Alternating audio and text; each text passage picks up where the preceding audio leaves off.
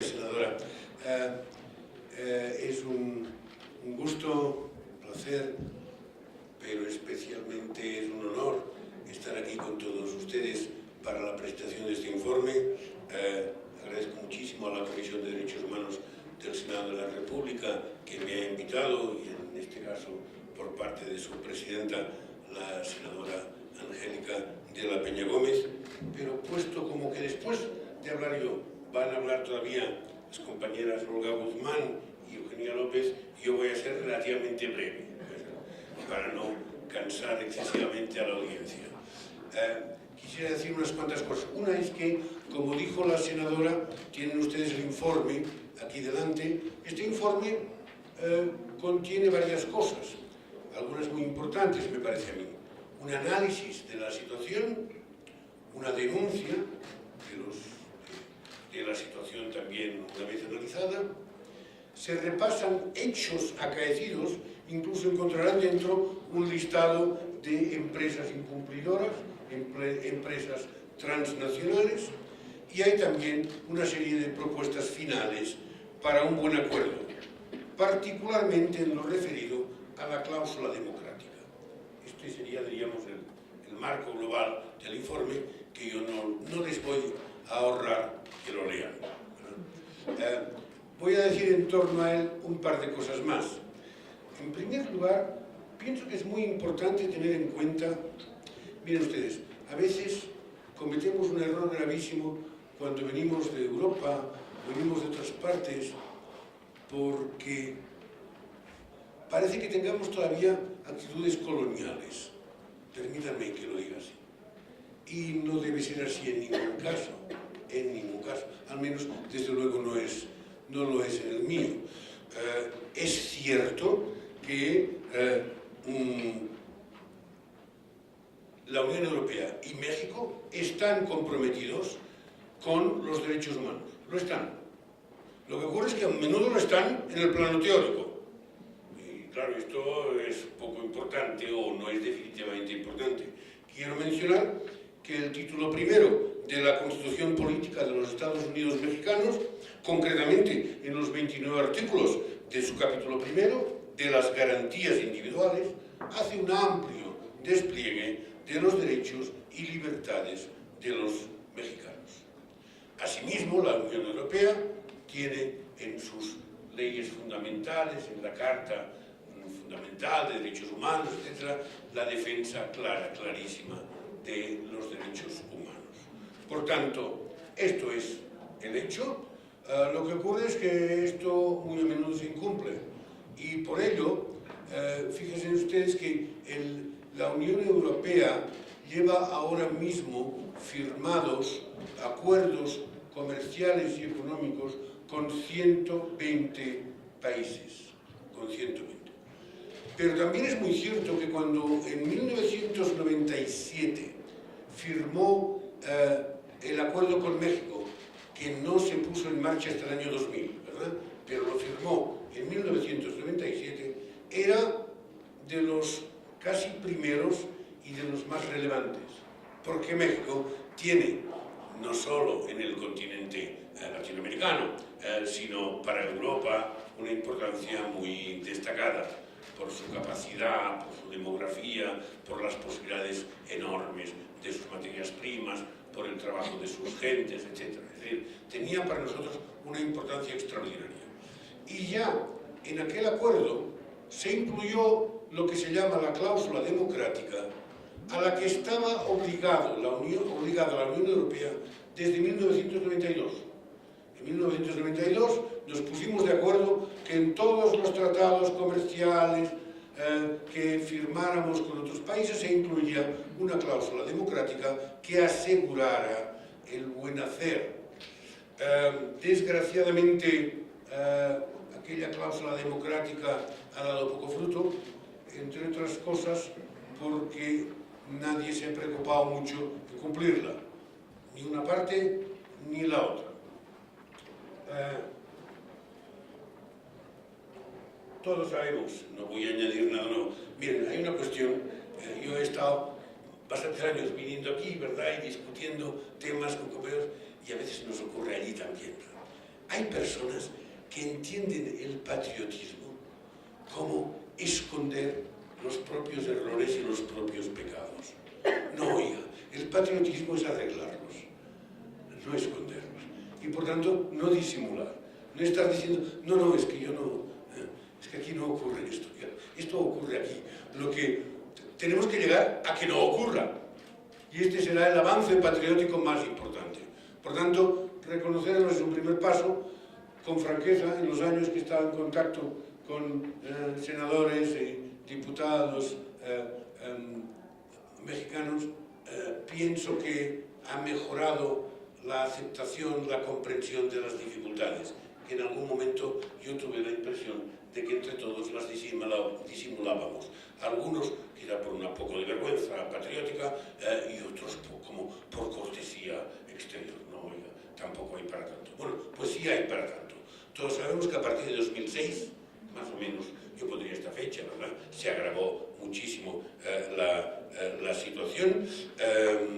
Tenemos en 2017 el récord terrible, 2017, quiero decir el año pasado, de 25.339 asesinatos en el país, la cifra más alta de cualquier registro que tengamos, y el alto comisionado de la ONU nos dice que el 98% de los casos no se resuelven, por lo tanto que hay una impunidad muy alta. ¿Qué quiere decir eso? Bueno, pues que la cláusula democrática no funcionó, eso es evidente, y por lo tanto algo tenemos que hacer para resolver estos problemas.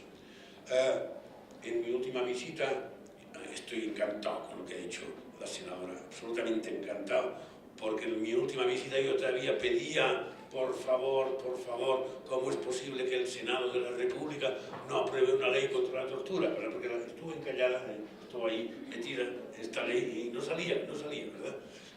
Igual como otra ley que nos parecía muy importante, que era la ley contra las desapariciones forzadas. Estas dos leyes eran de una importancia extraordinaria, pero se han aprobado a fines de 2017, lo cual es una alegría enorme. Habrá que ver, evidentemente, como ella misma ha formulado, cómo se implementan.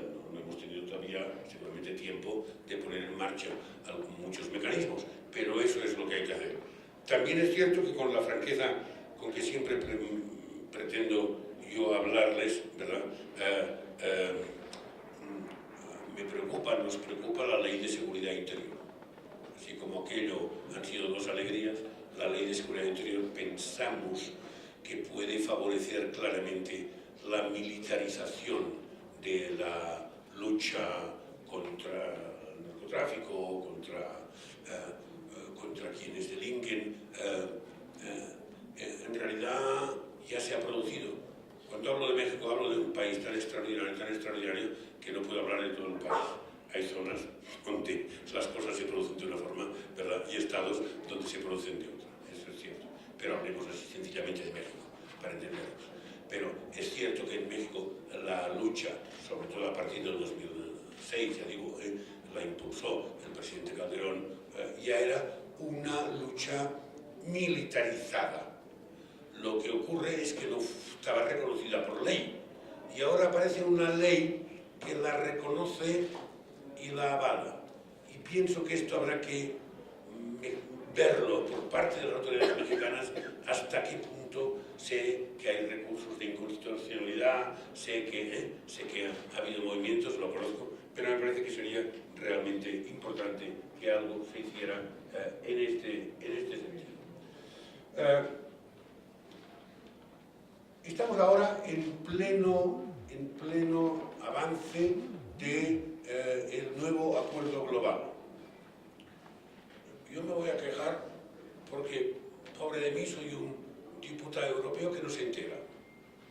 Y no es que esté especialmente despistado, a lo mejor sí, pero resulta que no se nos da cuenta, es decir, es poco transparente la negociación. Yo entiendo que uno tenga que ser discreto en muchas cosas, y lo soy en muchos de los trabajos que llevo a cabo en Bruselas, pero una cosa es la discreción y otra es la ignorancia absolutamente ya exagerada, ¿verdad? Y los negociadores negocian por su cuenta, los demás procuramos intervenir, lanzar plazos, decir cosas, a ver si alguien las recoge, pero se nos ha informado poco y mal. Y en cambio noto que hay una prisa extraordinaria. Empezó propiamente en el año 16, ¿verdad? La puesta en marcha de eso. Entonces yo empecé a oír que se quería acabar pronto, antes de que acabara su mandato el presidente Obama. Por suerte no se hizo. Luego llegó el presidente Trump, que no es que sea un amigo íntimo de todos nosotros, ¿verdad? Pero y el hecho de que el presidente Trump quiera y ponga en duda el NAFTA, ¿verdad? Y se tenga que reconsiderar muchas cosas, entiendo que a los mexicanos les puede asustar tener un vecino tan belicoso y tan agresivo y tan problemático, ¿verdad? Lo entiendo perfectamente. Pero el presidente Trump tampoco puede ser una excusa para ir tan rápidos que alcancemos un mal acuerdo global. Eso no debería ser así. Se dijo que antes de acabar el año tendríamos ya el nuevo acuerdo, el año 17. Yo pienso que por suerte no lo hemos tenido, porque según me dicen, aunque ya no lo conozco, según me dicen, está verde, está muy verde, y sacar un acuerdo verde pues es malo, porque luego los acuerdos cuando se sacan no maduran por sí mismos, ¿verdad? Tienen que haber madurado antes. Por tanto, mejor que no, pero ahora mi susto sigue porque veo que en 1 de marzo empieza la campaña presidencial, que va a acabar en 1 de julio con las mega elecciones. Ustedes se organizan algo fantástico. Van a convocar medio mundo aquí como si fueran unas olimpiadas, porque van a hacer unas elecciones generales de verdad. Es muy emocionante y muy interesante.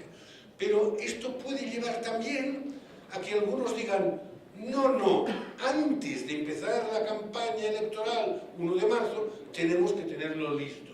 Y pensando que hoy estamos, si no me equivoco, a 16 de febrero, y algunas cosas que se nos han dicho, sería una barbaridad desde mi punto de vista.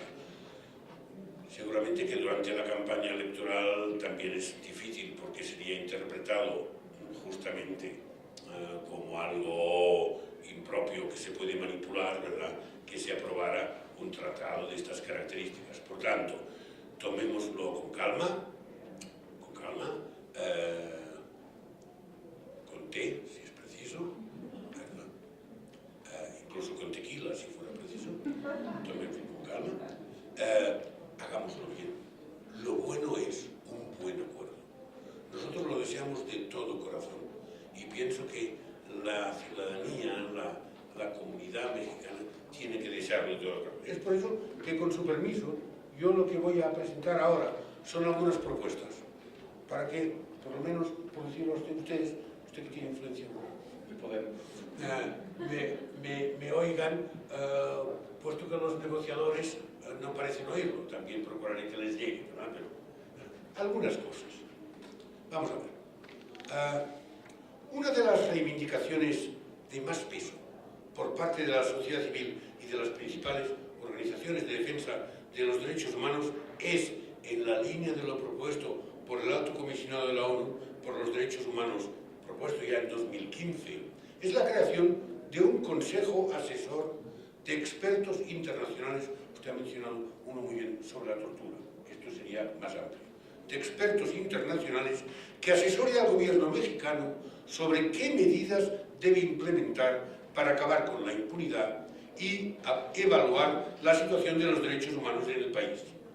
La Unión Europea debería adherirse inmediatamente a esa reivindicación. Especialmente hay una cosa que hay que decir, me parece, en el pilar comercial. Por ejemplo, debe haber un reconocimiento explícito a la labor legítima de las personas defensoras de la tierra y del medio ambiente, ya que son uno de los colectivos más afectados por los efectos del acuerdo comercial. En este sentido, el tratado debe incorporar el derecho a la consulta libre o el derecho a la tierra. Segunda propuesta. Por lo que se refiere a las vulneraciones de derechos humanos derivados de la actividad de empresas transnacionales europeas en México, también es de vital importancia que se apruebe el tratado vinculante sobre empresas transnacionales y derechos humanos y que sea ratificado por la Unión Europea y por México. Ahora bien, en el ámbito ya muy preciso de la cláusula democrática, se podrían introducir en el texto del nuevo acuerdo global algunas fórmulas para apoyar esta cláusula. Una, la creación de un comité permanente de derechos humanos, que evalúe el cumplimiento de la cláusula y que incluya también a representantes de la sociedad civil. Segundo, creación de un mecanismo que permita hacer informes periódicos sobre el impacto del acuerdo en el ámbito de los derechos humanos. Una de las grandes deficiencias para evaluar el acuerdo actual es la falta de datos sobre cómo el acuerdo global ha afectado los derechos humanos, directa o indirectamente. Esto es lo que hay que tener. La sociedad civil podría denunciar ante este mecanismo a cualquiera de las partes firmantes del tratado cuando tuviera constancia de vulneraciones de los derechos humanos. Tercero, tras las denuncias efectuadas, un comité del Senado mexicano y la Comisión Europea deberían proceder a investigar su veracidad, porque no basta con que alguien denuncie, a lo mejor hay denuncias que no son correctas, que son falsas. Y promover las correcciones o sanciones pertinentes para asegurar que la implementación de la cláusula democrática no depende únicamente de los intereses políticos y económicos de las partes. En todo caso, tanto si hay denuncias como si no las hay, la cláusula democrática solo funcionará eficazmente si se somete a una revisión periódica. Por ejemplo, cada 2 años. Por ejemplo, podría hacerse. Yo es que siempre digo que insistir mucho, muy a menudo en ciertas cosas es muy pesado. Siempre pongo el ejemplo de la pareja que el uno le dice al otro, ¿me quieres? ¿Me quieres? Bueno, si se lo dice todos los días, la otra parte va a entrar en la angustia de pensar, a lo mejor no la quiero. Lo pregunta muy a menudo y al final responderá, no, no te quiero. ¿Verdad? Es decir, a eso hay que preguntarlo una vez de cuando en cuando, pero no continuamente. Por tanto, esto habría que revisarlo, no cada 2 días, pero sí por lo menos cada 2 años.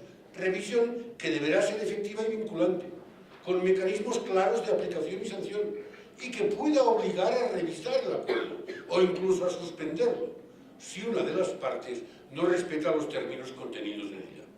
Las revisiones periódicas y las decisiones finales deben ser tomadas por quienes habrán firmado el acuerdo global, es decir, por el Congreso mexicano y el Parlamento Europeo, bien conjuntamente o por una de las partes. Me parece, y acabo, y perdonen, me parece muy importante, yo es que he sido profesor de ética durante muchos años en la universidad y hay una cosa que es absolutamente terrible, como ciertas personas entienden la ética. A veces entienden la ética como la guindilla que se pone encima del pastel, ¿verdad? Que es o roja o verde, o que no se pone. Y si no se pone, también hay pastel. No, oiga, no. Sin ética no hay pastel, digámoslo así. De lo que se trata es de que la cláusula democrática tenga efectos transversales, vinculantes transversales, en todos los terrenos, tanto cuando se trata de agricultura, como de medio ambiente, como de ocupación del territorio, etcétera, etcétera, etcétera. Porque no vale hacer consideraciones globales y decir, no, ha ido muy bien porque hemos ganado mucho dinero, bueno, pero ha habido algún problemilla de alguien que ha muerto disgustado por esto. No, oiga, hagamos las cosas serias y bien hechas. La ética, la convicción democrática de los mexicanos y de los europeos debe meterse de lleno en todos los ámbitos del acuerdo global al que lleguemos. En cada uno de los puntos y con participación de los afectados. Yo espero que lleguemos a un buen acuerdo. Tengo mis dudas de que se llegue. Si se va muy rápido y si los intereses más económicos y quizás más viles priman sobre los demás, a lo mejor no se llega. Pero, desde luego, lo último que hay que perder es la esperanza. Y lo último, aparte de la esperanza, es el esfuerzo y la lucha. Muchas gracias.